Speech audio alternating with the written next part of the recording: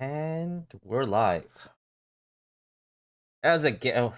How's it going, everyone? Happy New Year! And today I'll be looking through all of my videos that I made in 2021. They're probably not the ones that have copyright claims, so I don't get demonetized for this video because it's gonna be a long one. Welcome, everyone. Yeah. So I think maybe we should just get started as soon as possible because we have a lot of ground to cover. 351 videos according to this, but it's actually more like 300. Most of them are really short, and I'll probably I'm gonna try to provide some director's commentary. I guess that's the best way to put it. Director's commentary. I will periodically pause the videos throughout, and then talk. Am I seizing out the hangover? No, I didn't drink yesterday. There just were a lot of fireworks that disrupted my sleep. But yeah, let's watch Spreadsheet Emblem, the first video I have ever made. Yeah. Wait. I am Excelblem. Good day, friends. I am Let Excelblem, me know and if the audio today is I will good. be answering the question, what exactly makes a Fire Emblem unit good at combat? Since the dawn of time, back when humanity was still a loose collection of primitive apes, Yeah. Fire Emblem players have been making guides on GameFAQs, making tier lists on Serenus Forest, and making videos on YouTube. However, if you found a Fire Emblem player who has yet to come into contact with the rest of human society and asked them what their favorite unit is and why, I would suspect that they would say something along the lines of, Yeah, my audio back then was kind of shit, but I still think it probably still might be because I don't really know what I'm doing with my audio for the most part. Like the audio quality goes up and down constantly when I throughout the past year, and even though I've upgraded my equipment, and changed all my settings, I'm still not sure if the quality is actually better. I don't really have the ear for it, I think. Amelia is good. She kills everything and doesn't die. However, now the prevailing consensus is that not only is this opinion wrong, but this person is also stupid for expressing it. Most Love that analysis joke. use stats So as their good. main metric, either going by personal experience, bases in growths, or average stats. These numbers are looked at and compared to identify if a unit is good. However, I will now pose the question, are stats themselves actually the best way to evaluate your unit's effectiveness? If you're given a unit stats, can you tell how good that unit is? Assuming you have no other information, I think this answer is no, because the relationship between a unit's stats and how good they are in combat is actually quite complex. We cannot simply take a sum total of all of a unit's stats and say that's how good they are. For one, Yeah, I still think this, by the way. That's still my opinion.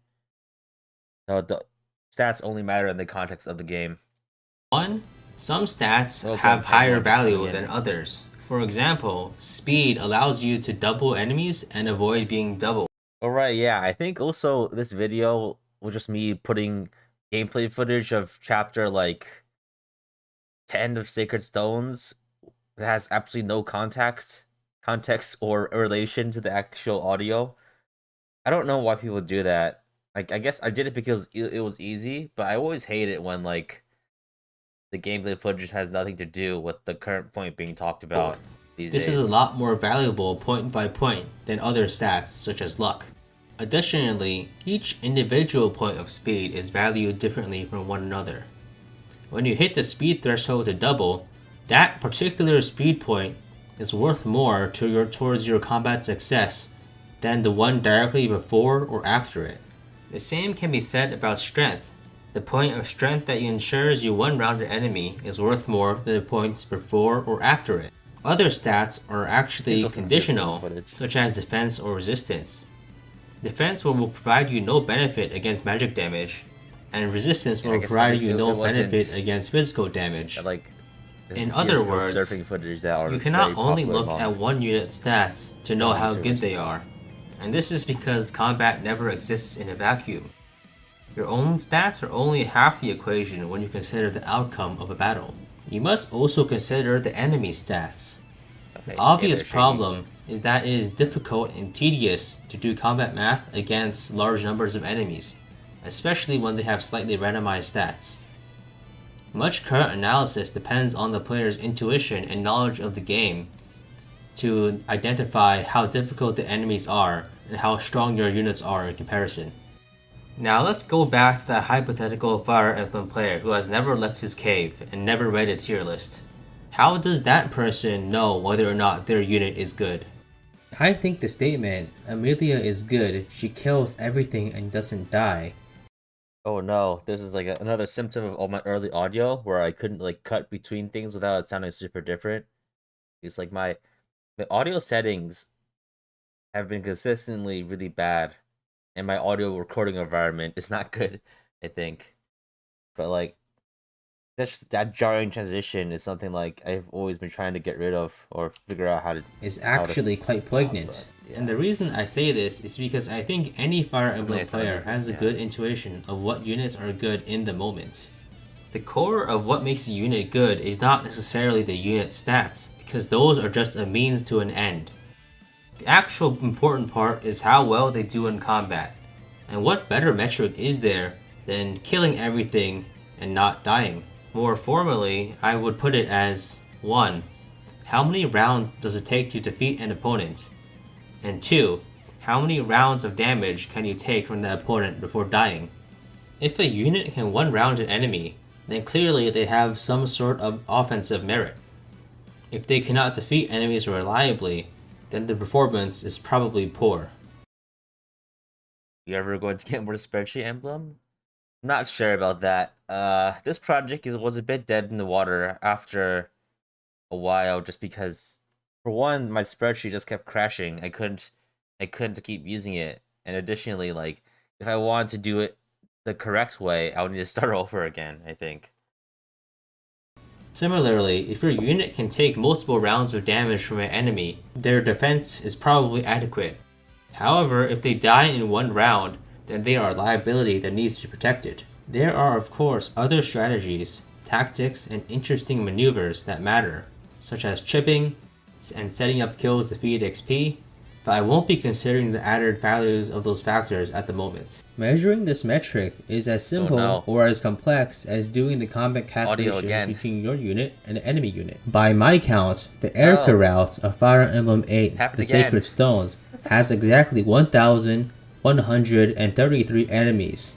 If we can measure your unit's combat success against each and every one of these enemies, that would provide an accurate measure of how good your unit is without relying on your personal intuition and experience. In order to do all this combat math without frying my brain. Yeah, this is my literal first video that I made with like 1 week of experience with Premiere Pro, and like it shows. It really shows. I decided to make a spreadsheet. This massive Excel spreadsheet can accurately perform combat math against every single enemy in Fire Emblem 8. I simulate everything that is relevant, including enemy stats, player stats, weapon stats, the weapon triangle, weapon effectiveness, and unique mechanics such as brave weapons and Luna. I then calculate 2 statistics from each player-enemy pair. 1. The number of rounds it takes to kill the enemy, and 2. The number of rounds it takes to die from the enemy. Then, for each chapter, I tally the total number of enemies that take X amount of rounds to defeat, and the same for the number of rounds it takes for the enemy to defeat you. Since each chapter has a different number of enemies, I then regularize the data by using proportions. I then multiply each category by a weight and add them together. This then produces 2 scores from 0 to 100 that summarizes how well a unit does offensively and defensively. An offensive score of 100 means that your unit is one-rounding every enemy in the map. Lower scores means you take longer to accomplish this goal. A score of 0 indicates that your unit takes 6 or more rounds to defeat all enemies in the map. A defensive score of 100 means that you can take 6 or more rounds of damage from any enemy in the map. As this score decreases, it indicates that your unit can take fewer and fewer hits. A score of 0 means that you die in 1 round to everything on the map, which basically means that you are Amelia on her joining chapter. Generally, scores above 40 are usable, and scores above 60 are quite good. Now, armed with a more interpretable statistic, we can use it to calculate unit effectiveness for each chapter. For my first example, we will see how base level Seth performs against every chapter in the Erica route of Fire Emblem 8. So yeah, the scores here, honestly, I think they're they're honestly a bit arbitrary, to be honest. But granted, that's the nature of all of these quantitative kind of things. The bar for success is always kind of arbitrary.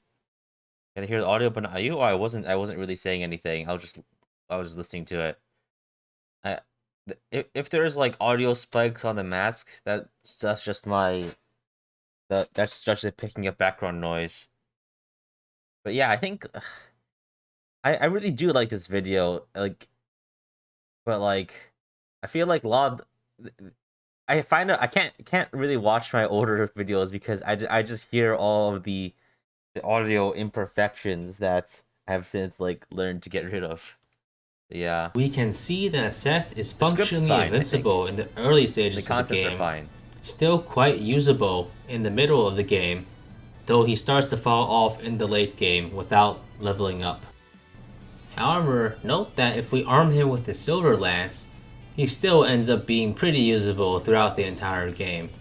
Now, one thing to note is that units do not stay at their base level throughout the whole game. In fact, their levels and stats are constantly changing every chapter, even sometimes multiple times per chapter. To account for this, I implemented a feature in my spreadsheet that simulates level ups per chapter. Now let's look at Seth, except he gains 1 level every 2 chapters. In this case, we can see that Seth is pretty good, even with the javelin throughout the entire game. And if we equip him with a Silver Lance, he's very, very good, even up until the final boss. Now that we have established the shocking, surprising truth that Seth is a good unit in Fire Emblem 8, let's look at a unit that is not so good. Here we have one of the best case Amelias, where we recruit her on chapter 9, get her to Cavalier by chapter 11, and then promote her to Paladin by chapter 15. We can see that Amelia is quite the liability for at least. Yeah, actually, maybe I ought to like just re-record this video with better audio. Right? If I just re-record this with better audio and I release it again, people might like it better. Because like this is still probably one of my least watched videos ever. At least her first 5 chapters or so. Even like, yeah. But if you do keep training her, she can provide a return on your investment. Whether or not that investment is worth it is a different story entirely. And that about sums it up for now. After months of work, I finally got the spreadsheet to a usable state, and I wanted to show it off a little. Yeah, I spent like a couple of months on the spreadsheet, and it's literally gone nowhere. That's kind of sad, but at the same time, it's good that I found something else that I enjoyed to make, because I don't think I could have kept putting out stuff along these lines. I plan to add a lot more features, including accuracy, criticals, and some kind of reliability score meshing those together. In the future, please expect more videos on my progress in developing this project, and likely some character analysis videos using it. Please let me know in the comments below if there are any particular things you would like to see in this project, any particular units you would like me to analyze, or particular statistics you would like me to investigate. Please remember to like, comment, and subscribe. This is my first ever YouTube video, and any kind of advice or support you show really helps a lot. Thank you all very much, and have a good one. Oh boy. And that's it. That's my first ever YouTube video. Damn. So, taking me throughout my YouTube journey, actually, I think this video got like 100 views for the longest time, and like 70% of those views are me. Just me looking at my own video over and over. That's a consistent theme for my early videos. Actually, now it's people actually watch it, but damn. Yeah, I also just generally didn't get that many views for most of my videos, period, for the longest time. I think even up until here, like the 30 the 30 video mark, I was only getting maybe like a few hundred, 1,000 views tops. All right, now we have a lot of really short videos that are just kind of funny ones. Me pondering my YouTube video, yeah, me just pondering my orb over here. Yeah. Okay, let's watch some shorter stuff. All right, we could look at the first comment. That's a good one. Back then, I liked comments a lot more.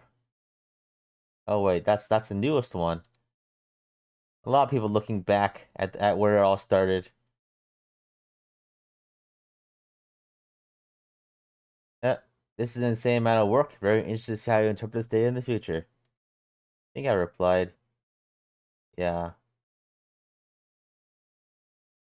and there are a lot of there are a couple of familiar faces here. All right.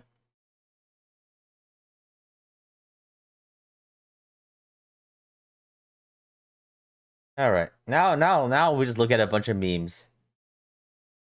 And so the second video, when you try to use a bad character, why is there a VTuber video I recommend it? This is a fresh install of Microsoft Edge. So anything that's recommended is just what would naturally be recommended. So the next video was actually me trying to like doing a follow-up for the spreadsheet emblem, and this in the context of this was going to be a cold open in a video talking about why Amelia like is like right.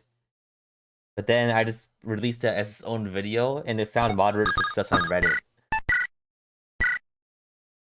This is literally like 2 days after the first video launched. I was working on the second one, and I figured, whoa, You get nothing. Oh man. Oh shit. Yeah, so this was made literally 2 days after the previous one. And after that, like I found moderate success on Reddit, and then I just kept going, I think. I just started writing down ideas for short videos, and I figured this was my ticket to becoming an e-celebrity. Yeah. Next one is promoting staff users. Oh yeah, this one's based off of we'll use a Gunding ring. 私は直す方の人間なんだが That one's just a classic, I think. Yeah, this one wasn't attached to any video or anything. I just had Fire Emblem 8 save files lying around. And so I just 直す方の人間なんだが that way I just the only footage I had then was like Fire Emblem 8, so that's what I used. The gamer ring? Oh god. Yeah. The next is yeah.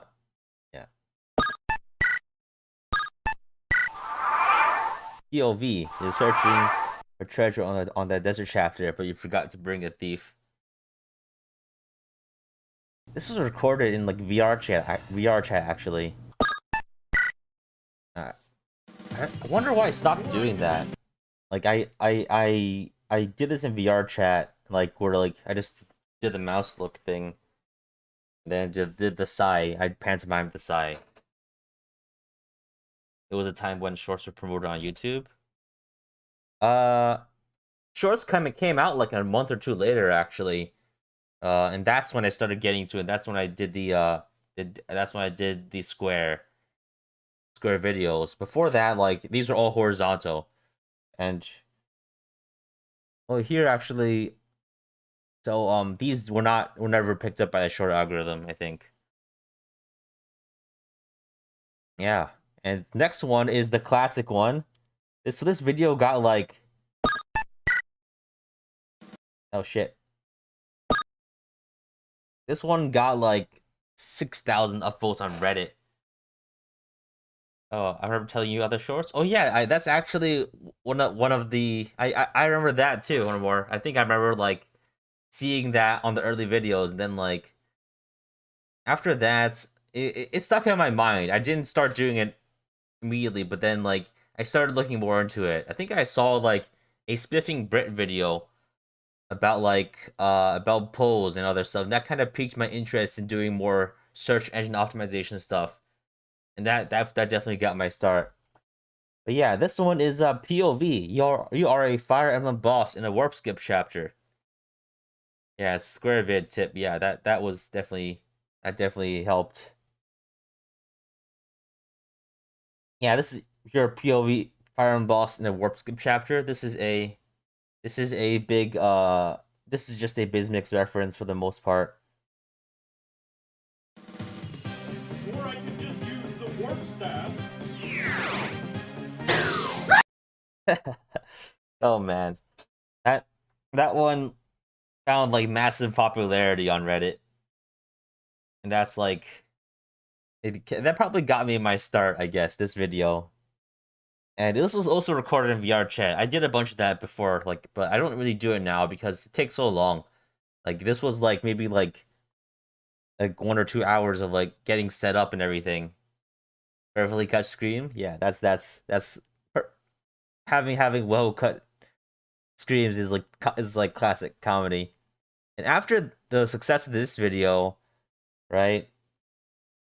I literally like went like 12, 14 hours that day to make the next one, which is the story sequel, right? I made this literally like the day after the other one, and this took so long. Yeah. I've been defeated, but I can't fall here. I must make my Audio might be a retreat. bit He's harsh. flatlining. Charge! Oh man. Like this video has like eight cuts, which is like more than anything than most of my videos even these days. You will never walk again. But in honor of your service, we've put you in command of our strongest fortress guarding a legendary weapon. You will be safe sitting on the throne.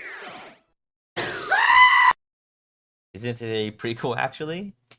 No, it is definitely a sequel. The idea is that after the night boss gets killed by Marth in the previous video, he goes to the hospital, goes through physical therapy, and then gets sent out as a boss again. In this time in a chapter that is like in a supposedly cushy job that gets him killed again.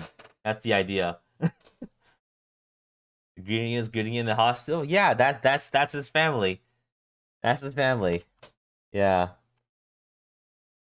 So yeah, that's the photo. That's the photo of his family.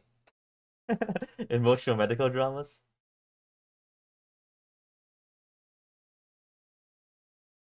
Now let's see. First is defeated by Seth and warp skipped on Marth. Oh, huh. That's true actually. That's technically true. I guess my lore isn't super consistent here. Now I think about it. All right, next one.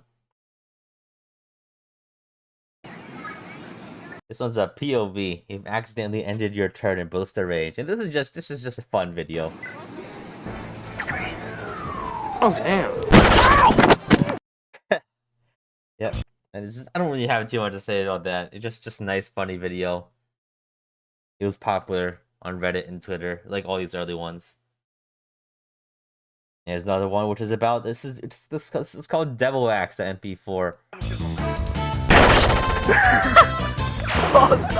Yeah, it's just Devil Axe. Okay, this one is Warp Mill dancing, but like this is like just the audio, so I'm gonna skip it.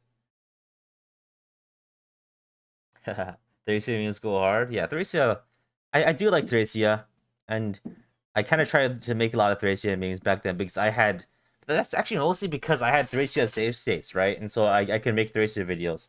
But like, I didn't have like I didn't have like Fates set up. I didn't have Awakening set up. I didn't have like Three Houses, Radiant Dawn, Path of Radiance, anything really. Really only had Fire Emblem 8 and Fire Emblem 5, and that's why I made memes of those. Oh, I did have Shadow Dragon too, actually. Here's POV. You're playing Fire Emblem 11 Shadow Dragon Chapter 1 on hard fight difficulty. And this is literally just how you play the chapter, right? You throw javelins, you shoot with the bow. You just do that for probably not for 500 turns, but at least for like 30 turns, right? 40 turns. And this is primitive technology. Who has videos of him throwing javelins and shooting bows. So yeah.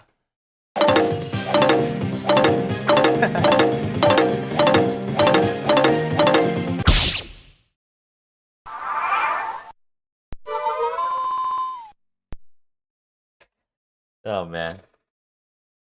The prequel to the massacre. Yeah, I guess it's yeah. Here's another one. This is POV. You have been benched on Fire Emblem 5 for the indoors chapter. So you're outside watching the horses. Yeah, and the conceit of this video is that yes, you are a bad character that was benched, and since all the mounted units cannot be brought inside, you're outside, right? And same thing with the lances. You can't. There's only 2 characters that can use lances indoors, so all the lances are outside too. Well, on the inside, there's this whole party, right? There's everyone's warping everyone everywhere. I was just imagining like the final chapter where everyone's constantly using warps, and all the mounted units just had to stay outside. It's like yeah, the original title of this video is like you're a bad unit and you're outside of Castle Leinster for the final chapter, right? Or where? No, not Castle Leinster. I don't remember where the coats where the lobster coats like you're outside of the lobster coat headquarters. So yeah, this is just Caramel dancing with warp noises dubbed in, and also some like slightly muffled too, right? There's like you're guys sipping an S drink. Oh man! Oh, I think I might have been talking while the warp step audio.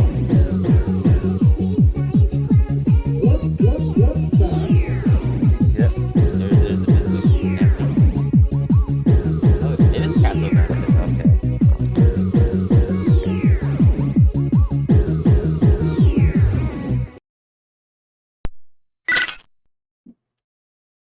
All right, and this one is called "Opening Doors in GBA Fire Emblem." Be like, Bismix warp type inclusion monster. I guess back then the translation was still Manster, actually, but I don't know. This one's called. This one's just because like GBA doors disappear, and you'll see. This is just a really stupid video. I don't know why it's funny, but it just happens sometimes.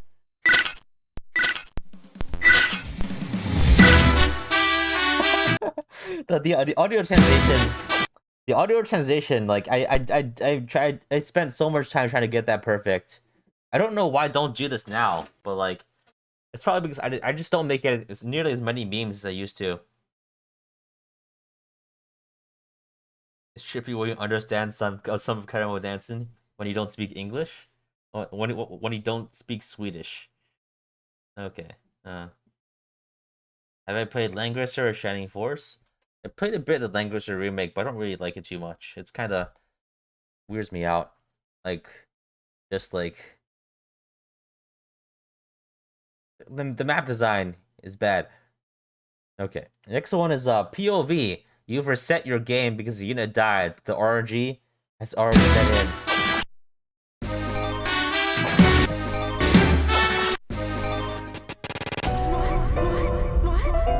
What is これがレクイエム。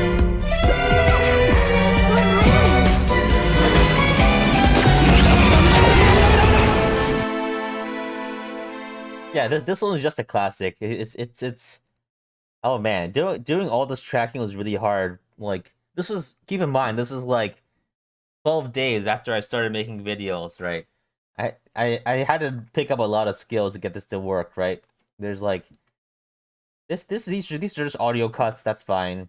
Then there's here like I had to track all of these. There's O'Neill here, there's O'Neill's stand, which is O'Neill, and there's like all these Ericas. And tracking all of these and making them look natural was very difficult back then. Because I had to manually track all of these. And so that was something I definitely had a lot more patience for in the past. These days, I try not to do it because it is a lot of work. Yeah.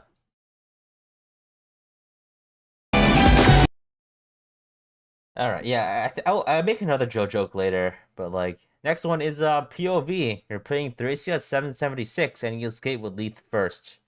This one took like 1 hour, and people really like it though. Because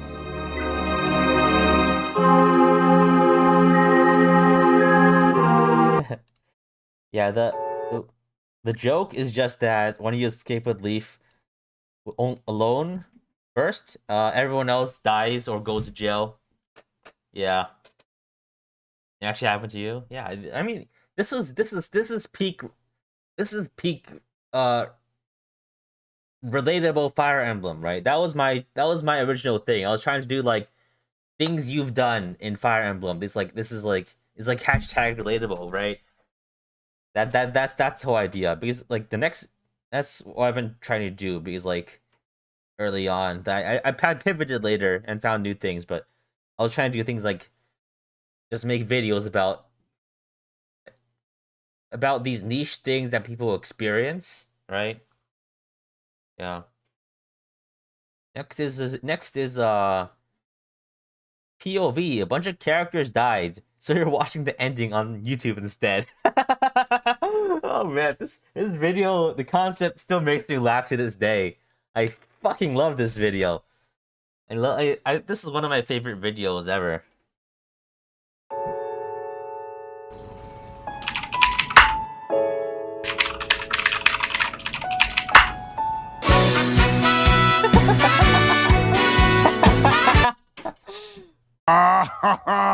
Oh man, the reason it's funny is just because I this is what I do. I do this. I always do this.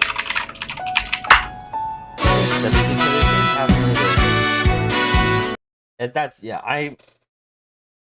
That's definitely something I used to do that I don't really do these days.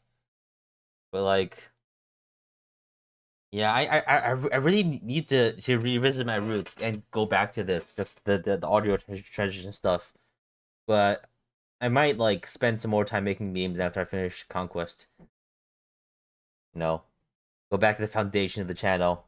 You know, it's because the new videos have just been, there's been a bit of scope creep, right? Because I do need to constantly like make the new ones better than the previous ones, and so they take a lot more time. Why Firefox though? I use Firefox because it's not my main browser, and so there's less chance of like me having something like identifying or embarrassing show up.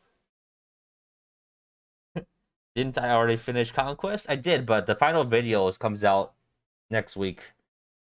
Probably not, probably Monday, but I'm not too sure at the moment. After every single VOD I've made? Oh no, I can't do that. Alright, next one is Will Smith. Witnesses the Battle of Valhalla. 2018 colorized. Ah, that's hot. That's hot. That's hot. That's hot. Oh man. I don't wanna. I think this is actually, this is like one of the like only videos I've ever made that got negative upvotes on Reddit. And I get it because I get it because BBQ jokes are overdone and everyone makes them, and so this wasn't very funny, I guess. But this was definitely one of the early duds. Alright, next one is I POV. You have given up on using a character. don't want to play with you anymore.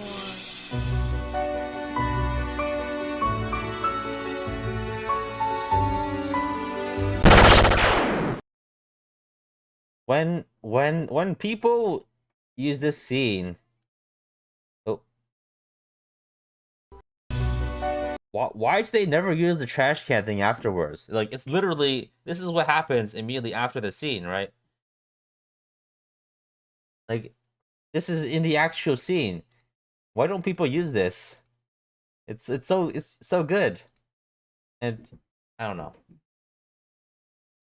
Like, in the original Toy Story 2 scene, the scene of Woody being dropped is immediately followed by falling into a trash can. But I never see anyone use this part. I don't know why, but like, it's people should use that part. Good. Maybe they don't want to see the trash can. Yeah, I guess it's probably like maybe just conservation of comedic energy, right? Because like this is one scene, and I guess most people when they use this meme, they just use the image version, so they haven't seen the actual entire clip. Now that I think about it. Our next one is POV. He got into Fire Emblem 5 because Reinhardt was good in Heroes. So about this is literally me. This is literally me. This is this is literally me IRL. This is what I did. I got into Thracia because of Reinhardt.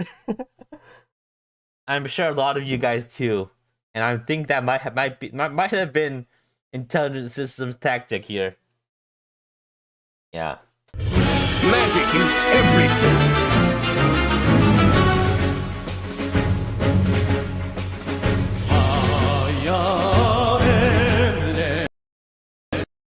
Yep, that is literally that's just the relatable thing, right? People, I think a decent chunk of people who play Thracia were introduced to it by the existence of Dire Thunder Chad. Lost my respect for me. Yeah, well, yeah. Like, the thing is like Thracia got my attention because of Reinhardt. But I started playing it, and I looked more into it because because of the mechanics, right? But like this was like the first hook, right?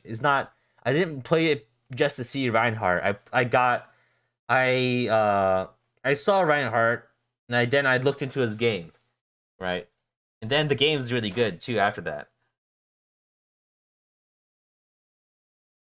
All right.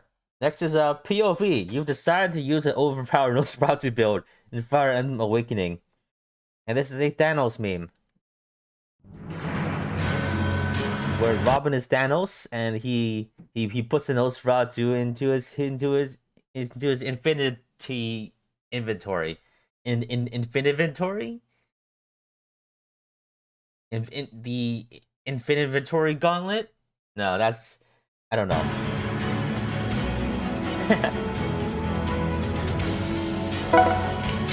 Actually, before this, I was intending to put like my original intention was to have like 5 Nosferatus on the gauntlet, but that proved too difficult compared to just putting this one.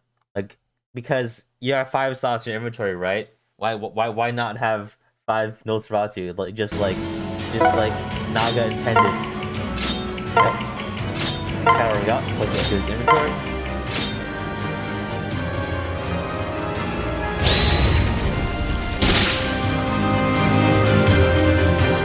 Time to tip the scales.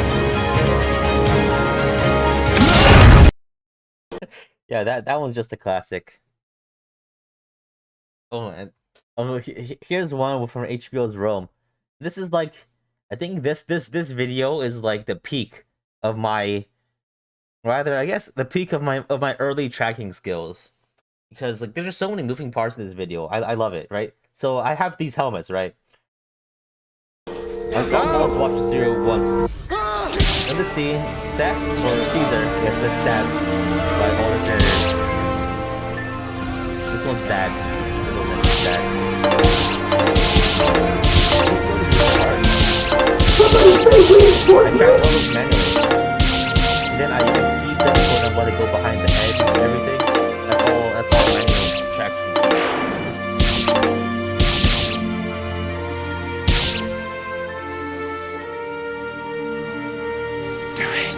Videos are loud.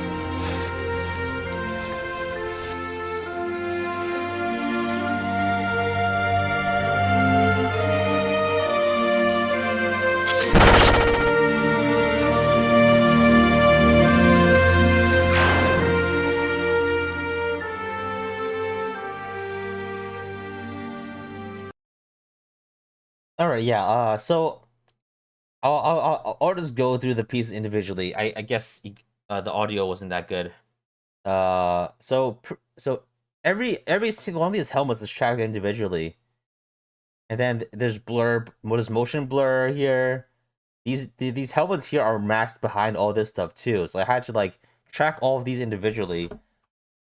Add these. Oh, that's actually an error. Why is Seth's hair above this crit damage? It shouldn't be, but whatever. So that we have all these things being motion tracked in the background. All of these are manually keyed behind the faces of the actors. And then like, yeah, same.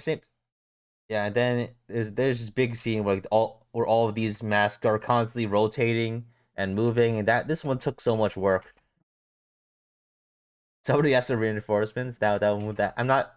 That one's pretty good. That one's a bit off the cuff. And then there's this scene. It's probably a bit of a mess, honestly, but like, I'm honestly surprised it came out as good as it did because there's so many weird artifacts here. Because like there's like so many moving parts. I had to really. It was actually kind of hard to figure out where all the heads of the senators were because like it's kind of blurry. I had to like manually like track them, like keep notes for which one was going where. But yeah. And then I figured that like the next video was me making a shit post of my own video. So this one is called the rain version, POV. You got complacent in or extended unit. And the next one is called the thunder version. This is a riff on the Fire Emblem 3 Houses Rain and Thunder versions of their music. And this one's a lot funnier. And so yeah, audio makes a huge difference. I got to double dip on these videos, I think, and make two very different videos. Here, like I just sped it out 20%, and all the editing was the same except for the last part.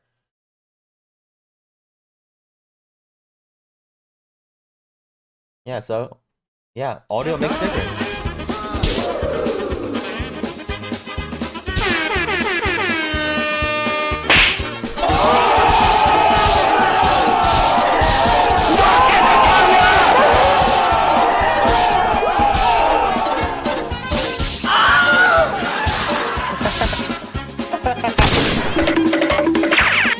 Do it.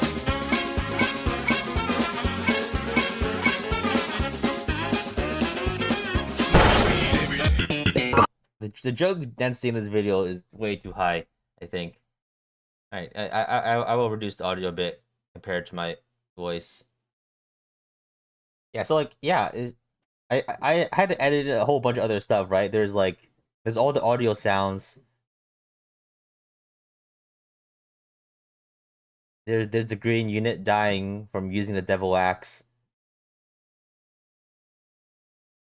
This was not in the original cut. Okay, wait, let me watch it again. Yeah, so here.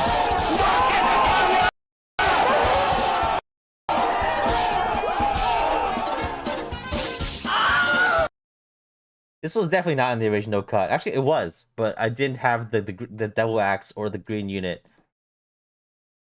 Yeah.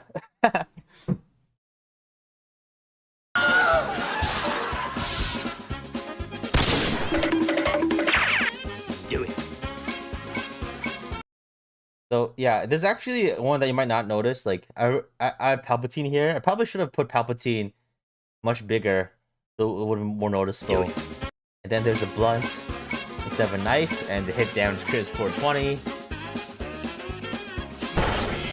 And so there's the crit. There's also a splash of Snoop Dogg, and then there's the Seinfeld music all in one beat. And then there's the Seinfeld ending. Oh man, that's classic. This is still one of my favorite videos. Maybe I should like make like an Excelblem video tier list where I rank all 300 of my videos. That might be a bit too much. Next one is All-Star but with Fire Emblem voices. I originally intended on making the whole song, but this one took so long that like I wonder why. I guess this is like the progenitor. Somebody once told me This world is gonna Roll me. I hate the chest. This is like the progenitor of my horrible meme music. And actually one of the inspirations behind the TTS voice I did actually for the Lost in Thoughts All Alone, but this is actually more definitely the immediate inspiration for this was like some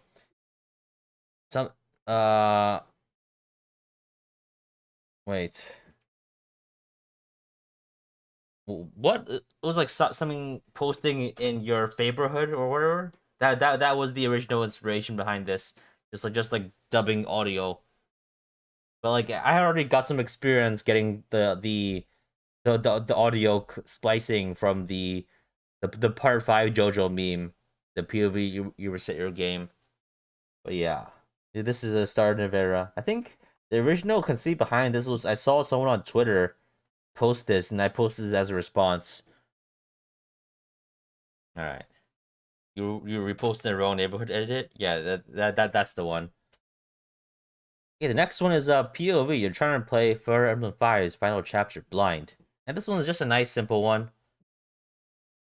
Let me in. Let me in.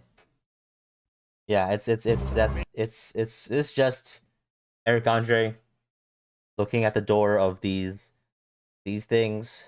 Yeah, there's not much to it. It's good, wholesome fun about being soft locked, you know. Okay, next up is what else have we got? POV, you are your generating boss being exploited for infinite XP. Yeah. Funny thing is, like, this is just how I play.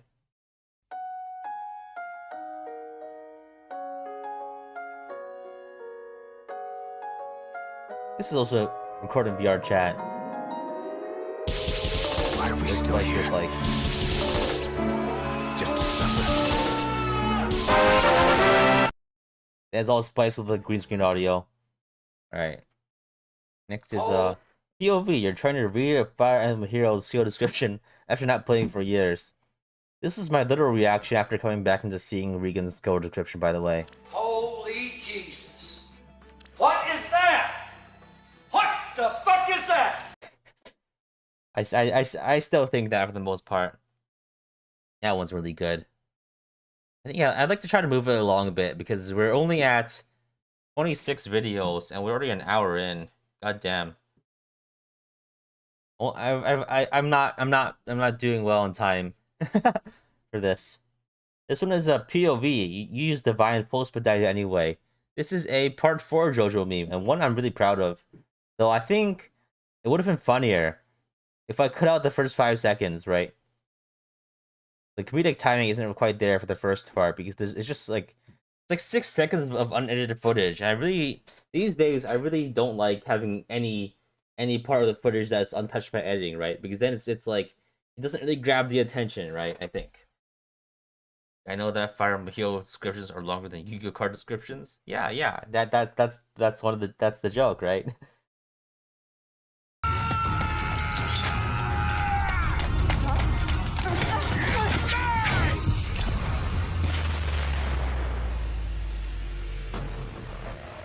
One of my favorite parts about this is was actually just giving Killer Queen Solstice's hair. I still find that intensely hilarious internally. I'm not sure if it is for other people, but if it feels very funny to me, but actually personally. There are always these small little things I put in, but people never really comment on. So I think people just miss them. It makes me sad. Yes, the flow of time guided me here.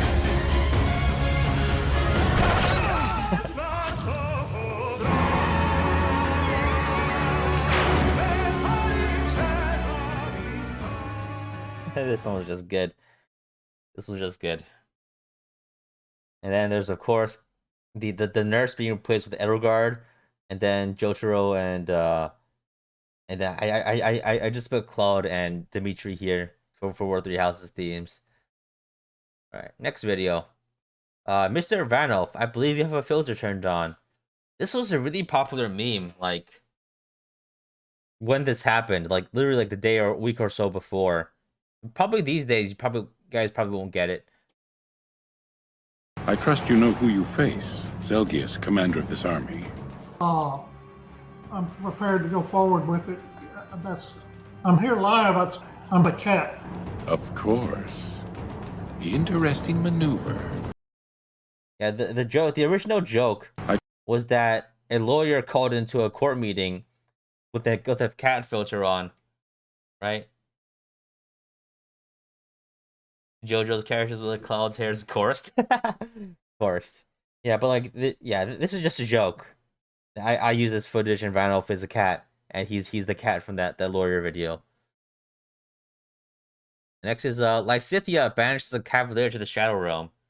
And this one is a scene from Villain Saga where Thorkel he punches a horse, and since Lysithea is known for her for killing horses with dark spikes, that's the joke.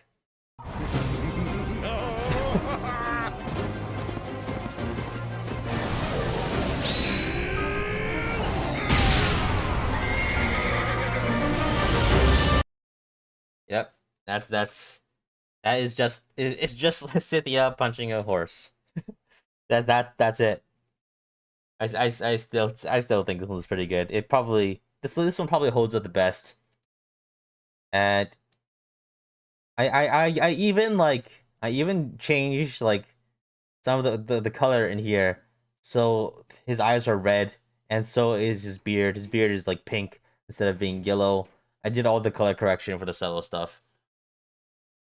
This is actual 3000 footage, no editing. Absolutely, yeah. Yeah, it's just that like I had to like tracking all of this was really hard because the tracking zooms is actually really difficult because you had to basically go frame by frame and adjust every single time. It's still kind of shaky here, but it's I try not to do that these days. Yeah. Let's see that again.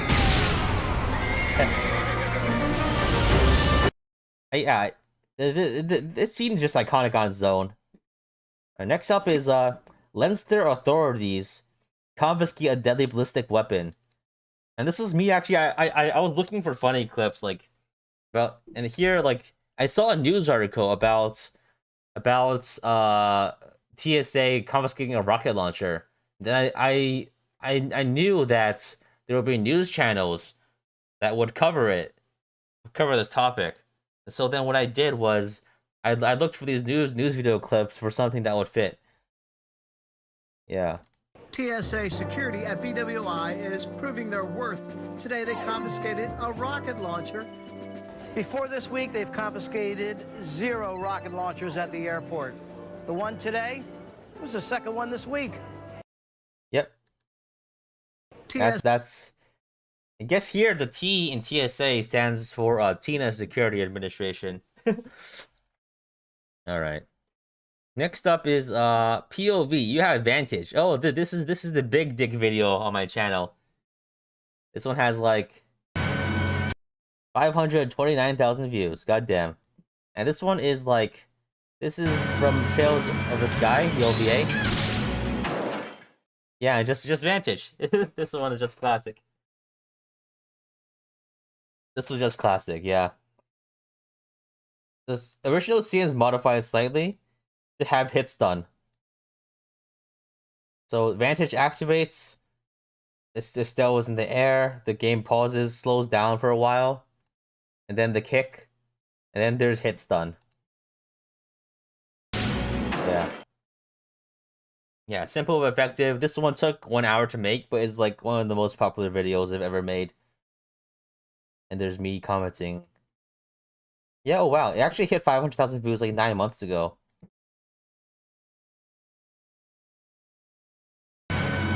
Or like not 9 months ago. That was when I posted the video. But like, the views had never leveled off. The auto falling sound. Am I a Chills fan? I am not actually. I just saw the video clip that people posted, and then I just kept going with it. All right, next one is classic. Next one is POV. You got a movement star. POV, the enemy got a movement star. And I think I'll just like browsing, just looking for good clips, and I found this on Reddit. And it was a guy doing a flying kick. And it seemed right?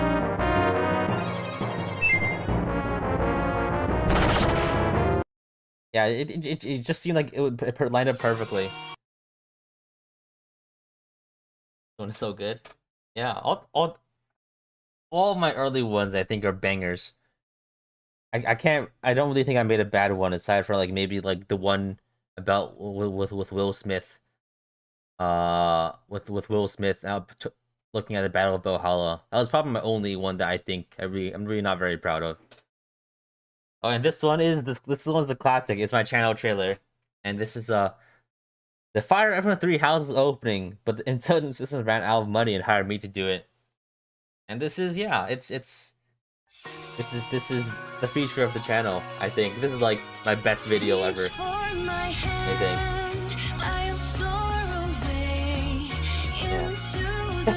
The double chickens.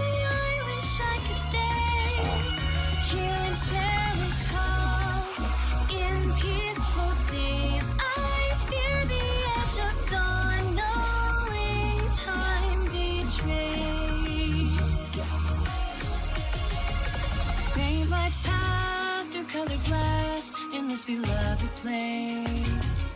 Silver shines, the world dines, a smile on each face. As choice surrounds, come go to bounds, and I can feel I'm breaking free. For just this moment lost in time, I am finally me. Yet still I hide behind this mask that I have become. My blackened heart, scorched by flames of force I can't run from. I look to you like a red rose, seeking the sun, no matter where it goes. I long to stay where the light dwells, to guard against the cold that I know so well.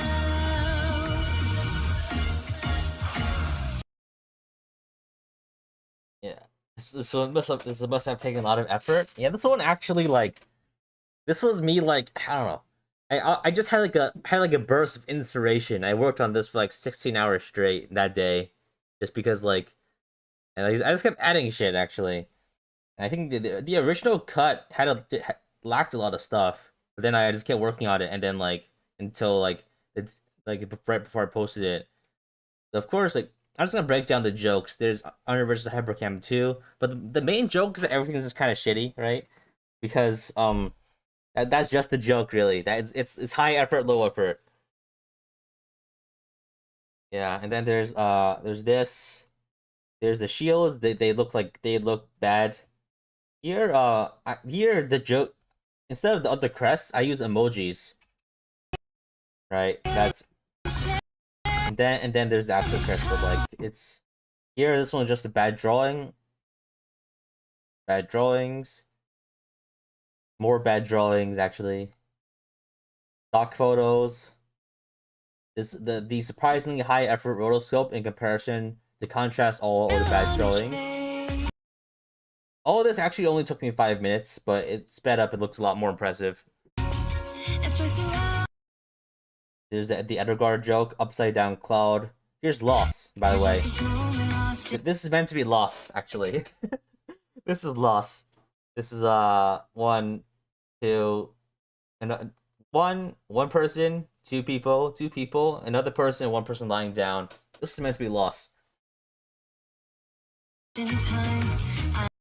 And I flashed Lost there just to hammer in the fact that it is Lost.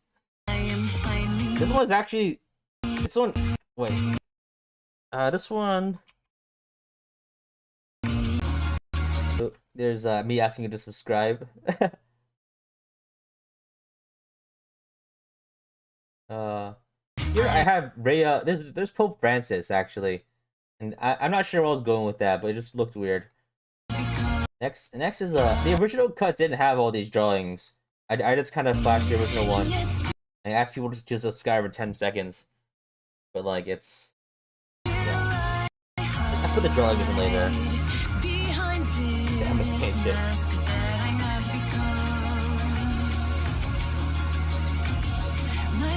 Yeah, and then there's a spine in place of the Sword of the Creator. This one's also Lost, by the way.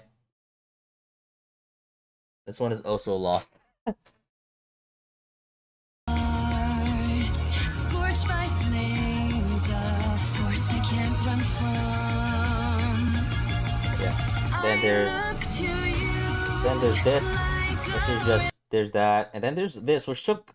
I rotoscoped this like at like maybe like 1 FPS, but even then it took this one took so much work, it wasn't worth it.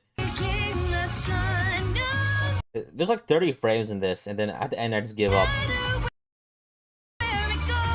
Awesome joy. Then there's classic here. I just give up. I'm tired, and I just want it to end. So I do the low effort thing, which is just stick figures. And then there's the hand holding scene. Honestly, I'm still regretting the fact that I didn't do an FBI joke right here, right? After the hand holding, I would have cut this, and I would have put like the FBI storming the room joke. I'm still mad at myself for missing the opportunity.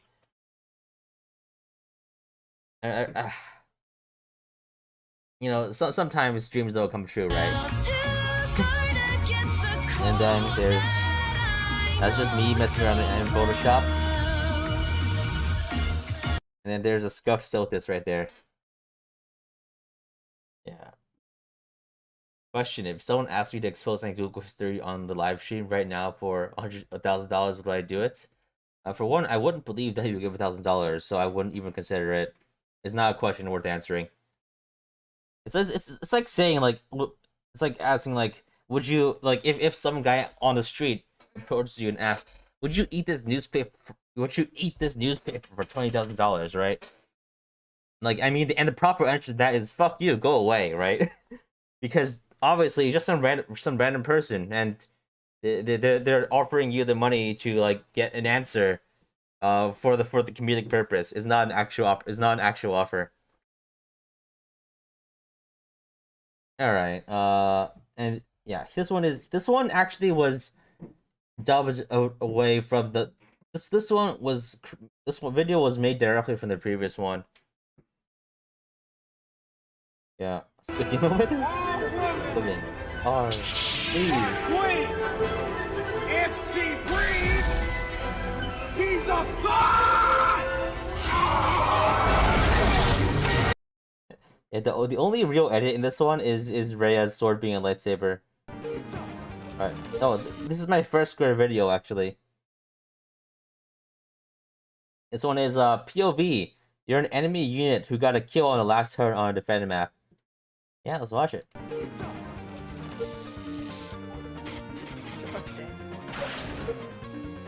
Oh! Oh my god! Oh! Oh my fucking god!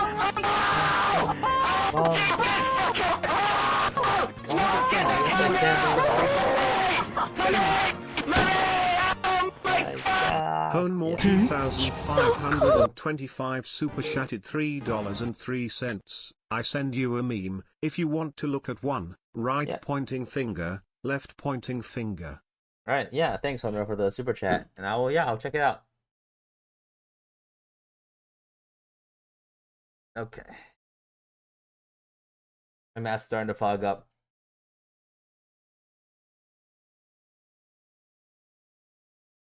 Okay.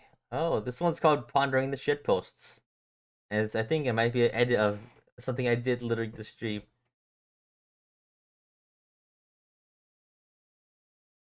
Okay, where is my OBS? Pondering the Shitposts. Yep. That's me. That's a good meme. That's a good meme. Me pondering my shitposts. Thanks, Homer, for the meme. I love it. That guy just sent the meme money to her Delta Rune. Yeah. Alright, next one is the real reason Edelgard set Bernadette on fire. It's so cold. Understood. Burn the central hill. As a friend. This one is just a funny video. It's so cold. Understood. Burn the central hill. Yeah. There's a massive beard on my mats. I do not have a beard, no. I'm clean shaven. Okay, understood. The Edelgard was never a bad person. Absolutely, right? She's just misunderstood. You just misunderstood, everyone. Okay, where's my mouse? Can't see shit with this thing on. Where's my mouse? I'm actually blinded right now.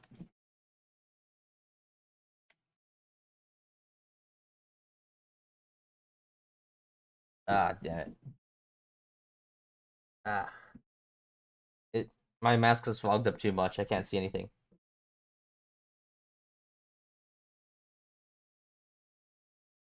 No, I saw my mouse. Where is it? You know that thing where you lose track of your mouse pointer and you can't find it anymore because it's small and moving fast? That's what happened. All right, go with the still image. No, I want to react with live. All right, next one is this is the foundation moment of the channel. POV, Marth kills you to access the guidance chapter in Fire Emblem 11. I wouldn't make the series that made this channel popular until months later when I started streaming, but damn. As a friend, you are As a friend, you are irreplaceable. Farewell. Yep, this is just a classic. This one's just a classic. And this was me, like, the original meme was something along the lines of like, we're just clones. Like, why? We're just clones, sir. We're expendable. And the answer was yes, right? But then it ended up being funnier to just do this and have Marth kill you directly. The original joke wasn't nearly as funny. All right. Next up is POV. You found a great skill combo in Fire Emblem 5.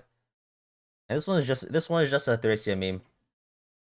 I have a Vantage. I have Wrath. Just Vantage. The joke is that Vantage and Wrath don't work together. Yeah. This one's not too much here. And the next one is POV. You've walked too far into enemy range.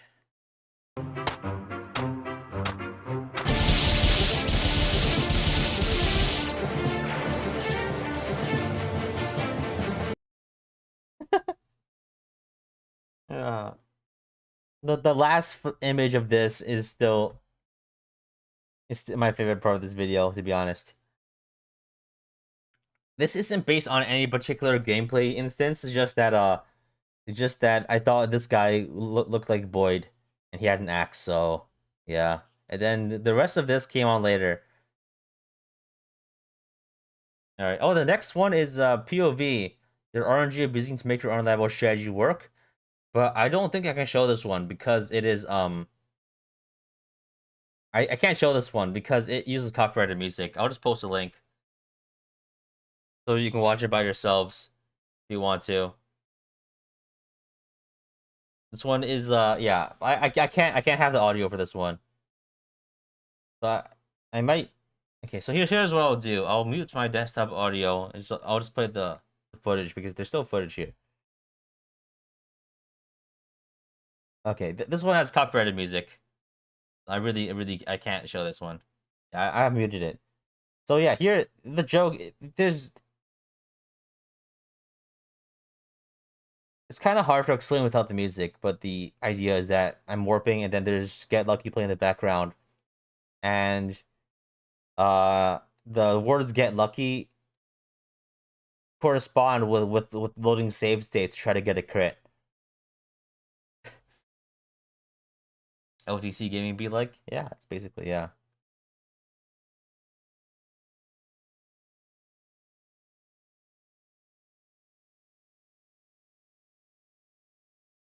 And then there's the RNG abusing, and more save stating, and then the crit. That's all there is to it.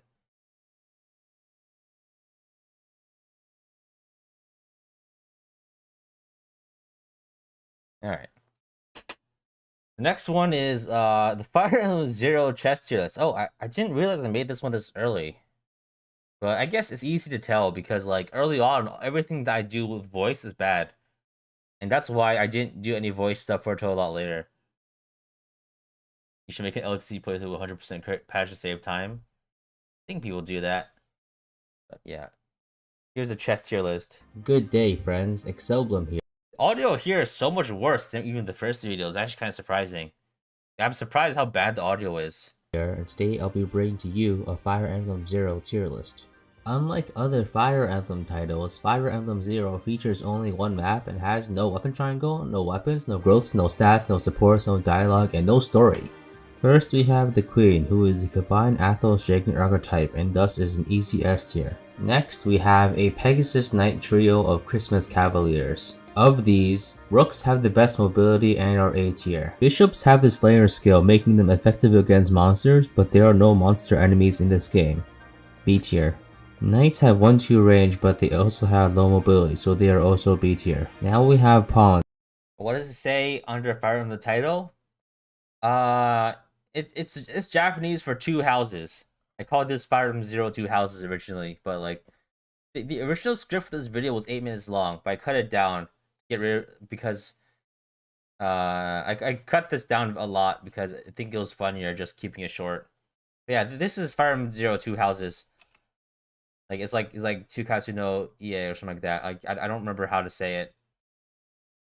It's just literally just Fire Emblem Zero 2 houses. Who are the Ests of Fire Emblem Zero. Pawns can promote, but rely on that is a pitfall because it takes a lot of grinding to do so. Lastly, we have the King, who is your Lord character. He is pathetically weak, but you lose if he dies, so he is S+ tier.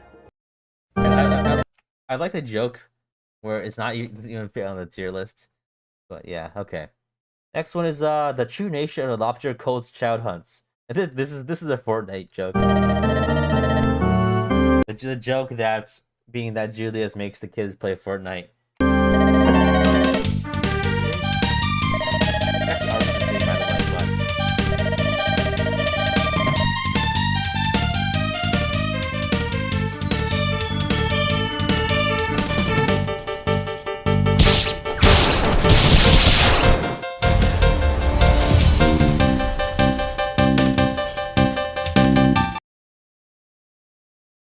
So for this video, it took I actually installed Fortnite and it played one game to get that footage, and the entire process took 3 hours, and it was not worth it. As a friend, you are irreplaceable. Farewell. Honemore 2525 super chatted $3.03. Is the Queen from FE0 a tomboy GF? Thanks, Honemore, the super chat. Is the Queen a tomboy GF? I don't know about that. It's I think a lot of the characters are lacking in features in general. Fire Emblem Zero's characterization isn't too good. You see, it's not. They don't really tell much about the characters. In fact, there's zero dialogue, zero characterization, zero story. Oh man, yeah. But maybe in chess 2, we'll get some more characterization and find out more about the queen. Here's POV. Gaoza showed up and he's killing everyone. Joe Haver style animation. Yeah, this is right around when Joe Haver. Now, at the time, he was not a very big YouTube guy, but now he is. And at the moment, at that time, he released a video with an animation, a rotoscoping animation style with using Absinthe. I did for a bit. I tried to keep going, and I did it for a bunch of videos, but the amount of effort to reward ratio was pretty low for this. Like, it took this one took like 6 hours of rotoscoping and getting it all to work. It still doesn't look that good, to be honest, but it's good enough, right? It's just Leaf. This is just Leaf doing the Michael Scott no scene from The Office. No, God! No, God! No, God, please, no! No! No! No! I'll do it. Next one is POV. You're desperately trying to exit a losing arena fight. And this one, yeah, this is just using Berkut's audio. It's just nice and classic. I'll do it. No. Please. Have mercy, sire. Your Excellency!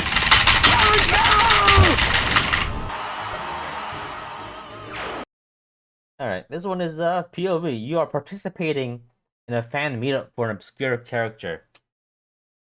And this one is this one is just this one was another one made with Absinthe.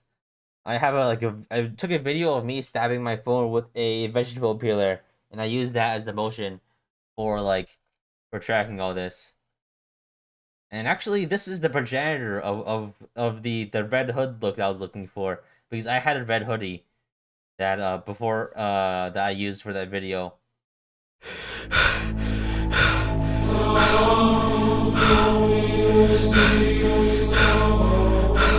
I believe in O'Neill's supremacy. Yeah, I believe in O'Neill's supremacy. You see.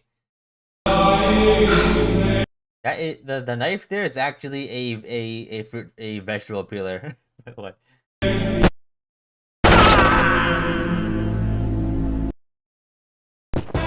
This one is POV. You wasted a silver lance use on the first chapter. This one is just a reference to Tiger King. Classic. I am never gonna financially recover from this. Yeah, some people couldn't hear that very well, so it's just, I'm never going to financially recover from this. And I think that's something we all feel when we accidentally use the silver weapons for nothing. Yeah. Alright, next up is POV. You messed up in your battle preparations, and this one is Ace Combat reference.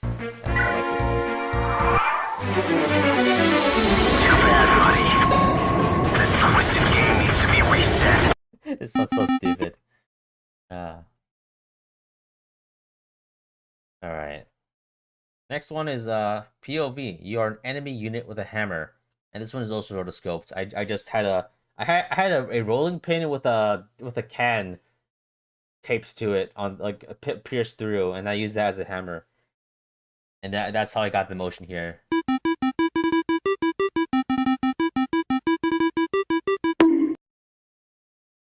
Jump him moment. All right. This one is one of the most popular videos on the channel. This one is a POV. You're playing in Lunatic Plus difficulty, and this is the "and not for me" meme joke. Call an ambulance! Call an ambulance! How the skills actually. But not for me! Yeah, that one's a favorite of mine. This one is POV. Seth got berserked. The cutting is too funny. Yeah, that took a lot of work. So getting all of these stuff working This was this was an event in video editing technology on my end. Yeah, like so this one was like had like glowing effects here for the text. The cut in, I had to do it manually and then like manually crop it so the face Not for me. and also completely try to rotoscope those guys' faces for talking. But yeah. Originally it was already funny? Yeah, that's like that was my modus operandi back then. I just take already funny jokes and make them Fire Emblem.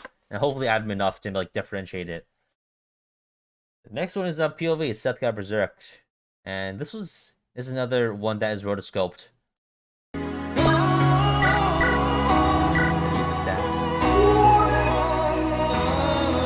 Not enough energy. This is based on a true story, by the way. This one is based on a true story. And this is from a save file where Loot didn't have high enough staff rank to use Restorer on Seth, and then Seth killed everybody. Fuck! The clang there is from the Berserk anime, which has notoriously bad sound effects. Alright. Next one is every Fire Emblem Heroes banner. I need to make more jokes about Fire Emblem Heroes, but I don't really play the game, so it's kind of hard to like. And one, I don't really play the game, and two, there's not that much game to talk about. That's the problem about Fire Emblem Heroes. Like, even if I riff on the game, like, there's not much more I could do in video format. Good day, friends. Excelblem here. Today we bring to you a Fire Emblem Heroes banner review. First, we've got Strictly Better Unit, who is better than everyone you've got. She has a Strictly Better weapon, which is pretty good, and Embla's Ward, but just one layer of invincibility isn't enough these days. Next, we've got... I still like that joke. Just one layer of invincibility isn't enough these days. And that's honestly true. It's even more true now than ever, because like no follow up and all that garbage and I don't even fucking know what's going on anymore. And Kanto and yeah, there's black keys from Fire Emblem Grand Order. Don't worry about these, they're just junk. The chase unit of this banner is Strictly Better unit. And we can see that she's good because her skills have a lot of text. Note that her Seal Navy ability is only useful in the Haagen-Dazs invasion mode, which occurs once every 17 weeks. Lastly, we have the Useless Healer, whose only purpose is to fill space in the banner. Anyway, thanks for listening and have a good day. Seal Navy is like, I still love that one. Yeah, alright. Don't have Cancer Lana in Heroes. Wrathful Pain Plus. Alright, next up is POV. You ate raw flour to recover your HP in Fire Emblem Shadows of Valentia. Yeah, it's what it says in the tin. It's yeah. I don't want to be picky, but they were talking about flour. So a new study looked carefully into the 2016 E. coli outbreak where 63 cases were reported and 17 people were hospitalized. It's just a joke about how you shouldn't eat flour. Actually, this is where my save file for Shadows of Valentia cuts off because I got bored of the game. I stopped playing after this chapter. This is the one with the Neko Dragons, I think. Yeah. The next one is kind of stupid. Like, this is like a video I think is really stupid. It is Dimitri loses his mind after seeing a pretzel for the first time. It's so stupid. So fucking stupid.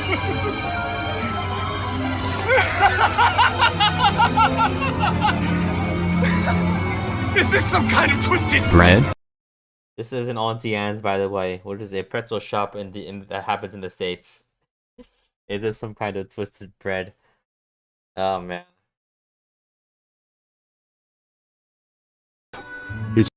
This one has actually got copyright claimed. I'm not gonna show it, but so yeah, this is the Nick Cage monologue from this is the Nick Cage monologue from whatchamacallit, from Lord of War, where he talks about the AK-47 but make it seem like it's about the javelin instead. I'll post it in the chat if you guys want to see it, but I'm not gonna play through it because it got copyright claimed. Yeah. There's just this. But then the joke is that that Nick Cage is Anna because like Anna is an arms dealer. And then there's the joke that about child soldiers.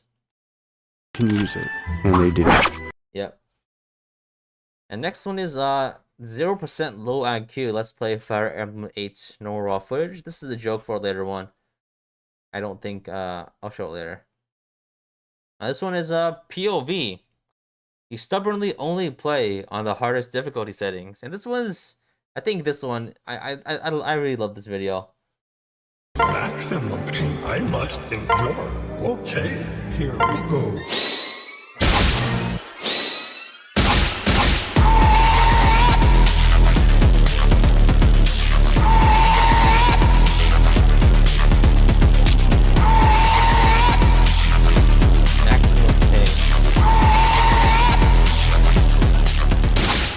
As long as you push yourself, you'll feel great afterwards. That is an actual line from the video. That is an actual line from the video. As long as you push yourself, you'll feel great afterwards. All of these are like real clips from that video. Yeah, and so yeah, I just this is just me with this is not even a joke. This is just like this is just how Lunatic Plus is. The Excelblem made it 5 chapters before giving up and buying OPE and Harry Artistine wrote the game. You mean I beat the game by getting to the wireless features. And yeah. Oh, next up are 2 videos that actually I don't think I ever released these publicly. This one is this is my 41st video. Next one is the 54th video. This one is Fire Emblem fans in 2080. This one is like this is hidden footage actually. This is a brand new video, I guess, in a way, but it's because it's kind of bad. This one's kind of bad. Jarvis, you there? At your service, sir. Gauge heads-up display. Check.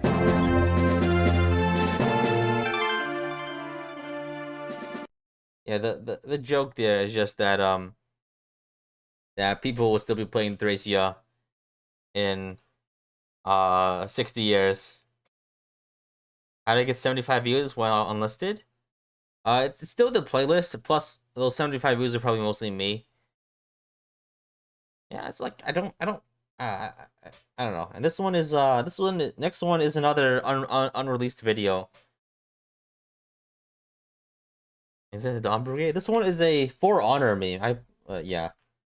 And they carry the most. This is just. And they carry the most versatile weapon ever invented. The poleaxe. Ad mortem inimigus! It's not. Yeah. It's just a For Honor joke.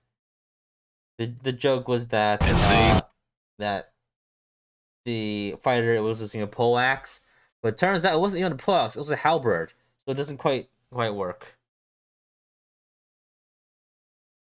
Okay, next up is POV. You're grinding for support conversation in Fire Emblem, and that is these are both me. Of course, I was like wearing shit to like and rotoscoped over other stuff. But this is just me. There's raining turn constantly. It's blocking the game.